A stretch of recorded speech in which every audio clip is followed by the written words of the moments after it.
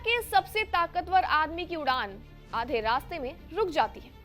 Air force one अमेरिकी राष्ट्रपति Donald Trump का एयरक्राफ्ट दावोस की ओर उड़ान भरता है और अचानक इलेक्ट्रिकल फेलियर बताया जाता है और उसे वापस लौटना पड़ता है।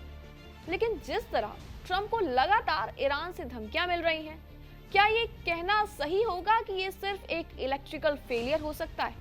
आज की इस वीडियो में हम आपको बताएंगे कि क्यों अमेरिका के राष्ट्रपति डोनाल्ड ट्रंप, या यूं कहें दुनिया के सबसे पावरफुल लोगों में गिने जाने वाले ट्रंप को क्यों अपने एयरक्राफ्ट के साथ वापस लौटना पड़ेगा। क्या है इसकी असली वजह और इसका असली कारण, आपको बताएंगे आज की इस वीडियो में। नमस्कार, स्वागत है आपका जी न्यूज के डिजिटल प्लेटफॉर्म पर और मैं हूं आपके साथ कनिष्का मिश्रा। दरअसल डोनाल्ड ट्रंप स्विट्जरलैंड के दावोस जा रहे थे, जहां हम कह सकते हैं कि दुनिया की सत्ता, पैसा और पावर एक ही कमरे में बैठती है। लेकिन उड़ान भरने के कुछ ही देर बाद एयरफोर्स वन में तकनीकी खराबी सामने आती है। व्हाइट हाउस तुरंत हरकत में आता है और सुरक्षा को देखते हुए विमान को तुरंत मोड़ दिया जाता है, जिसके बाद ट्रंप की मैरीलैंड के जॉइंट बेस एंड्रूज पर इमरजेंसी लैंडिंग होती है। लेकिन दूसरी तरफ व्हाइट हाउस का कहना है कि यात्रा रद्द नहीं हुई है, राष्ट्रपति बदले हुए विमान से दावोस रवाना होंगे। यानी इस सब में एक बात तो बिल्कुल साफ है कि रुकावट आई है, लेकिन ट्रंप रुकने वाले बिल्कुल नहीं है।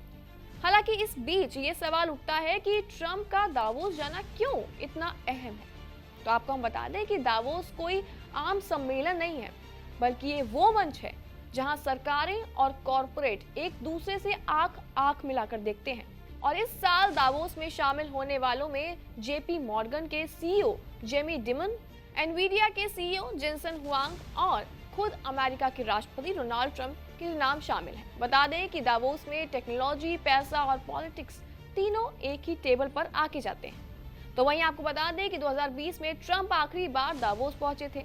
उसके बाद कोविड आ गया, फिर ट्रंप सत्ता से बाहर हो गए थे और उसके बाद फिर ट्रंप की वापसी हुई और पिछले साल उन्होंने वर्चुअल भाषण दिया था, जिसके बाद उस भाषण ने भी हड़कंप मचा दिया था। लेकिन इस बार ट्रंप खुद आ रहे हैं और वो भी अमेरिका के अब तक के सबसे बड़े प्रतिनिधिमंडल के साथ। यानी कि इसमें देखा जाए तो एक संदेश बिल्कुल साफ नजर आ रहा है कि अमेरिका फिर से ग्लोबल स्टेज पर अपनी शर्तें रखना चाहता है। हालांकि WEF के मुताबिक इस बार करीब 3000 नेता दावोस पहुंचेंगे और इनमें से 400 राजनीतिक नेता, 850 बड़ी कंपनियों के सीईओ, 100 से ज्यादा टेक्नोलॉजी लीडर्स शामिल होने वाले हैं।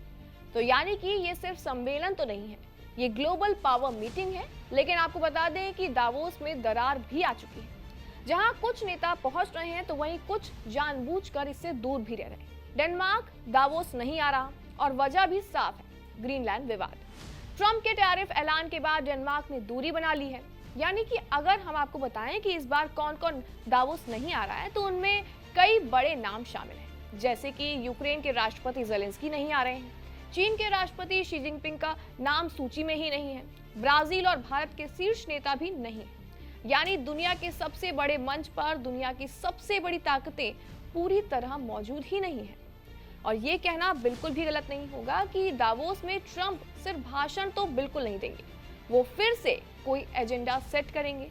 यानी कहानी सिर्फ एक विमान की खराबी की नहीं है, कहानी है एक ऐसी दुनिया की जो तकनीकी, राजनीतिक और आर्थिक झटकों से गुजर रही है। एयरफोर्स वन वापस मुड़ा, लेकिन ट्रंप का रास्ता बिल्कुल नहीं बदला।